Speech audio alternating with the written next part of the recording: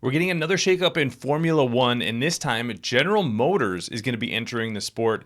This is really interesting news in part because Formula One has kind of pushed off, especially the teams involved. This business is so big and so profitable now that they have pushed off adding more teams and more cars to the grid. There are currently 20 cars on the grid and 10 teams, two cars for each team. So basically the pool of money that's involved in F1 and all the sponsorships that are involved get divided amongst those teams. Obviously, the best teams are going to get the best sponsors. They're going to generate the most money. They're very profitable operations. The lower end teams have a much harder time paying their bills on an ongoing basis, but there's still a lot of money involved and a lot of exposure. What I think was interesting about this bid is, and this has been ongoing for a few years now, but Mario Andretti was originally the leader of this bid, partnering with General Motors kind of in the background, but that flipped, and now General Motors and Cadillac specifically is going to be the leader of this Formula One team. We don't know the exact ownership stake, but we know that's going to be the name on it, and they're going to be what's called a works team. So a works team is just a manufacturer that has a Formula One team. We have Ferrari, we have Mercedes, McLaren, Aston Martin.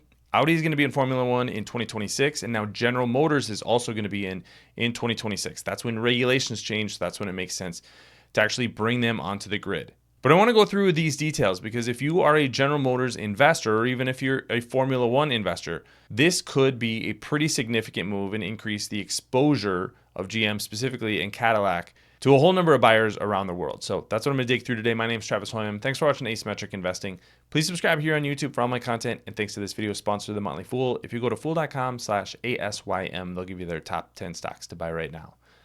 So let's look at the official announcement from F1. Test. This is from Formula One announcing that they've reached an agreement in principle with General Motors to bring the 11th team to the grid. GM is going to partner with DWG Global. That is Mario Andretti's holding company. And GM and Cadillac announced that GM is going to be launching its own F1 power unit. That's basically just the engine. And that's going to come online likely in 2028. So by the end of the decade, they're going to be a full works team is what it would be called. A big reason for GM being involved, one is that it's a large automaker. It's one of the largest automakers in the world.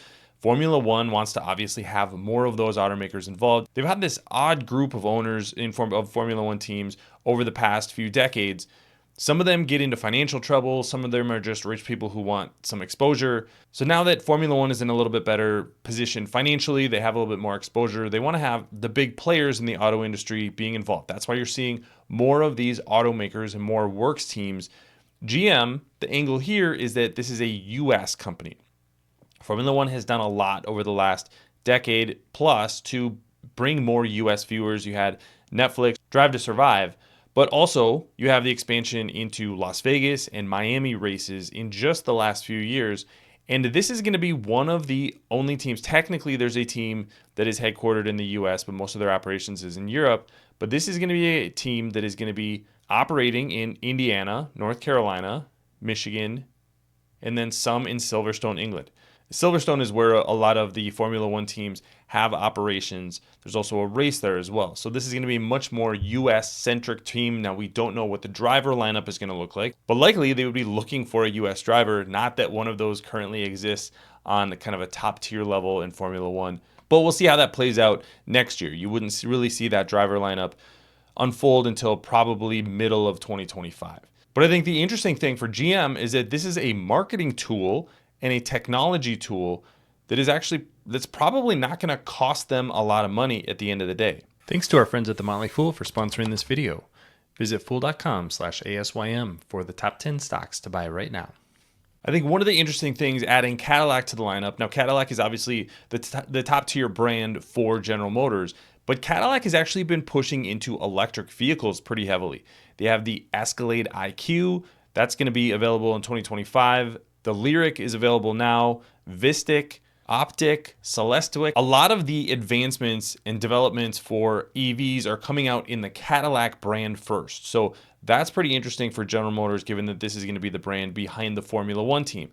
Now, Formula One has had hybrid engines, but this is not going to be an electric vehicle. There is a Formula E, but that hasn't made its way to Formula One quite yet. So I think the angle here for General Motors in the Cadillac brand is that you're going to get much more exposure, particularly on the coasts with Formula One. The middle of the country is still much more of a NASCAR kind of area. That's where you're going to see brands like Chevy, GMC with their trucks and SUVs. That's going to be much more where how that branding works. But GM's market share is much lower on the coast and in EVs.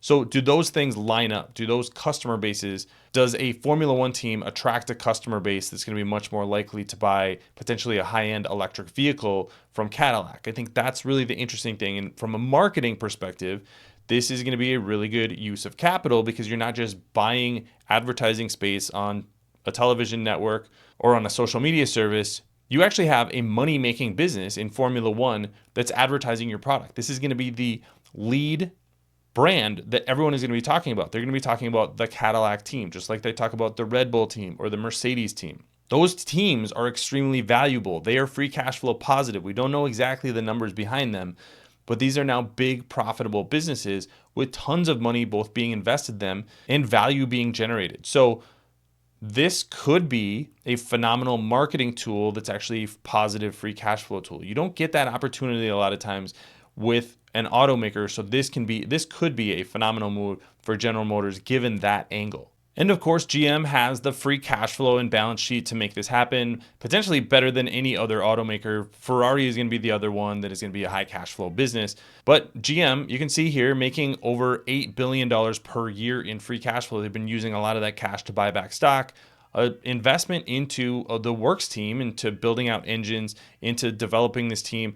We don't know exactly what those numbers look like, but a few $100 million invested, not that big a deal from a capital allocation standpoint for General Motors. So I think that's why this is ultimately a really good move for GM. Could be a really good move for F1. That's why these deals come together. It's a win-win for both sides.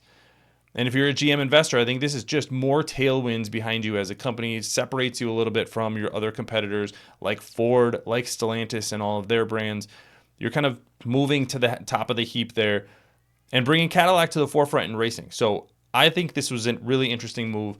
We'll see how all of this plays out. Formula One's a little bit complex, but if they can just get their name out there a little bit more, get more attention to Cadillac vehicles that are coming out that I think are really innovative, have gotten a lot of attention in the EV space, maybe get some more customers on those coasts, that could be another plus for General Motors because they have been crushing it in the middle of the country with big trucks and SUVs. Now this is a way for them to expand. So let me know what you think about GM and Cadillac joining Formula One. Leave your comments in the comment section below. Don't forget to subscribe to Asymmetric Investing. Thanks for watching, everybody. See you here next time.